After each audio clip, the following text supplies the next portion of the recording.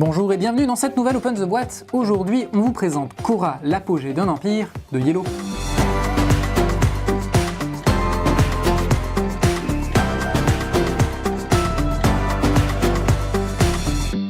Khora, c'est un jeu du Headquarter Simulation Game Club, illustré par David Chapoulet et Jocelyn Millet. C'est un jeu qui rejoint la gamme expert de chez Yellow. C'est pour des parties de 1h15 environ pour 2 à 4 joueurs. Vous allez aller en Grèce et tout simplement il va falloir essayer avec la politique, avec les citoyens, avec la gloire, avec l'aspect militaire, essayer de s'en tirer correctement dans sa cité. C'est un jeu plutôt pour les experts. Hop, on commence tout de suite avec cette règle du jeu. Une règle du jeu expert, mais tout à fait accessible tout de même, avec pas mal d'exemples. On a des beaux visuels. On a toujours, et ça c'est toujours assez agréable ici, des exemples, comme je le disais, qui vous permettent de répondre un petit peu aux questions que vous pourriez être amené à vous poser. Voilà. Et on arrive assez simplement à la fin de la page de règles, avec ici quelques explications historiques sur certaines des cartes, et même sur l'étymologie de Khora. On a ensuite un plateau de jeu. Ce plateau de jeu sur lequel vous allez déployer un petit peu développer votre cité. Donc vous le voyez, vous allez pouvoir faire augmenter votre nombre de citoyens, les impôts qui vous feront gagner de l'argent, votre gloire qui vous fera gagner des points de victoire, l'armée qui vous permettra de faire certaines actions plus facilement par exemple. Ensuite, chaque joueur va avoir ici à sa couleur son plateau de développement de cité. C'est sur ce plateau que vous allez choisir votre cité, mais également vous allez pouvoir développer votre cité au niveau de l'économie, de la culture et de l'aspect militaire.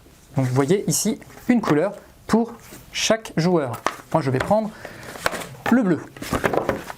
Ensuite, vous allez choisir au hasard ici une cité, par exemple Sparte, vous allez pouvoir choisir Milet, vous allez pouvoir choisir Thèbes, Argos, et elle s'emboîtera ici tout simplement avec, et là on va l'enlever, ici vous avez un petit ergot qui vous permettra de retirer comme vous le voulez ici cette petite cité.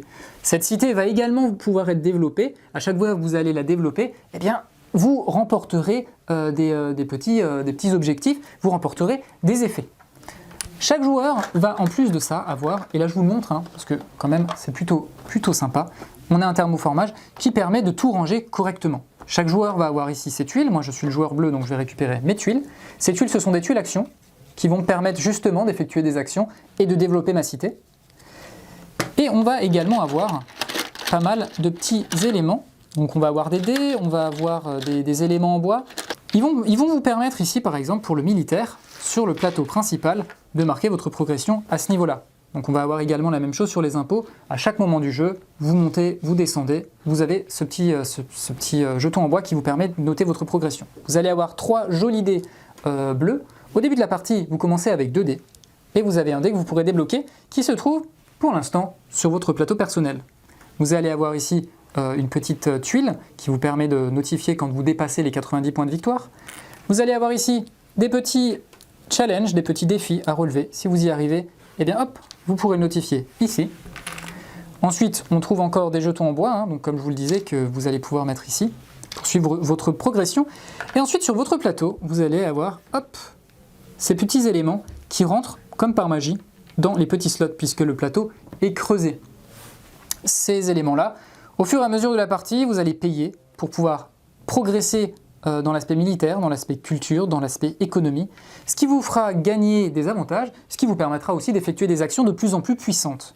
Et je vous le disais, le développement de votre cité, vous avez ici un petit élément triangulaire. À chaque fois que vous voulez développer votre cité, hop, vous allez monter comme ceci. Alors, tout ça, c'est beau, mais qu'est-ce qu'on va faire exactement ? On va avoir ici des cartes politiques et tout simplement il va falloir essayer de développer la cité sur tous les aspects pour gagner un maximum de points de victoire pour être le plus influent. Ces cartes politiques, vous en aurez 5 au début de la partie et vous allez pouvoir la jouer si vous avez suffisamment de tokens rouge, bleu, vert, si vous avez les conditions nécessaires pour le faire. Toutes ces cartes, ça va être des pouvoirs immédiats, certaines vont vous octroyer des pouvoirs qui dureront toute la partie et d'autres des pouvoirs qui seront uniquement utilisables en fin de partie pour marquer des points de victoire. Ces tokens, je vous le disais, ils vont se trouver ici. Vous allez les mettre, on ne va pas tous les mettre maintenant, mais vous allez pouvoir récupérer au fur et à mesure de la partie en payant le coût et en ayant suffisamment par exemple d'armées, suffisamment de citoyens, suffisamment de sous, vous allez pouvoir les récupérer pour gagner justement des sous, pour gagner, pour monter dans les impôts, pour monter dans le militaire. Si vous avez suffisamment de militaires, vous allez peut-être perdre un petit peu de militaires, mais ça vous permettra de monter dans les citoyens, ce qui vous permettra de faire des actions plus importantes, plus chères, que vous ne pouviez pas auparavant faire auparavant. On va également avoir de la monnaie, puisqu'on va acheter des choses dans ce jeu. Donc, ce sont des drachmes. Voilà, on a des pièces de 5, on a des pièces de 1, avec cette jolie chouette qui représente évidemment la Grèce. Et vous allez également avoir des petits parchemins. Ces parchemins, ils vont pouvoir être utilisés de différentes manières. Vous le verrez quand vous jouerez.